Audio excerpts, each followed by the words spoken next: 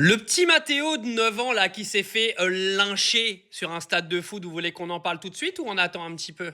Oui, parce que vous, bande de merde politique que vous êtes là, tous les gars de l'extrême droite, etc., vous avez mis en pâture devant la place publique des gamins, leurs éducateurs et des entraîneurs en n'ayant vu aucune des images de ce qui s'est passé sur le terrain de foot. Alors pour ceux qui ont suivi les informations, comme certains créateurs de contenu que je connais et qui ne connaissent absolument rien à l'histoire et qui ont fait des vidéos de récupération politique, il y a eu un match de foot entre deux équipes de gamins de 9-10 ans. D'accord? Il y a une équipe qui a gagné, l'autre qui a perdu, et l'équipe qui a gagné, ils ont tout simplement célébré le fait d'avoir gagné leur match de foot. Ils étaient en train de célébrer, ils ont enlevé leur t-shirt, bref, ils ont célébré un petit peu trop à mon goût et un petit peu trop au goût de Mathéo et de son équipe. Et qu'est-ce qui s'est passé?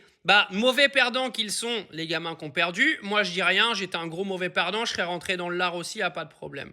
Moi, j'ai fait du foot, je sais ce que c'est. L'équipe de Mathéo et Mathéo en question, ils sont venus faire quoi? Ils sont venus pousser les gamins de l'équipe adverse.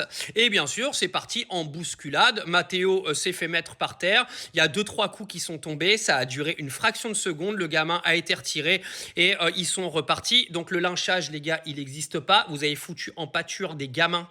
Je crois que c'est de Creil, soi-disant comme si c'était des racailles de cité ou je ne sais quelle connerie. Ça n'a rien à voir. C'est un gamin qui est mauvais perdant, qui est venu foutre la merde avec son équipe et il s'est fait défoncer par terre pendant 3 secondes parce que des éducateurs au foot aujourd'hui n'arrivent pas à tenir leurs gamins, ça c'est une réalité. Je leur en veux même pas vu le contexte du football amateur en général avec les parents qui sont en dehors, etc., qui sont des parents absolument catastrophiques la plupart du temps et qui ruinent la vie d'enfants de leurs gamins dans le sport, mais ça c'est un autre débat. Moi je suis entraîneur de tennis depuis que j'ai 15 ans, je sais de quoi je parle. Tous ceux qui ont fait de la récupération politique là-dessus, en utilisant un faux événement, parce que c'est un faux événement, ce qui s'est passé, le gamin il s'est juste fait mettre par terre, il y a 1 ou 2 coups qui sont partis en l'espace de 3 secondes et c'est tout. Les gamins d'en face, à la base, ils n'ont rien demandé à personne, d'accord? Moi, je cautionne aucune violence dans le foot, mais tant que les adultes qui sont en dehors du terrain ne comprendront pas qu'ils sont des poisons pour leurs gamins, on n'avancera pas de façon dans ce sport ou dans d'autres sports. J'ai même vu le daron d'une gamine que je connaissais d'un club de tennis pas loin de chez moi qui s'est battu avec un autre daron il y a 2 semaines sur un terrain de tennis. Enfin les gars, on est dans un monde de dégénérés mentaux.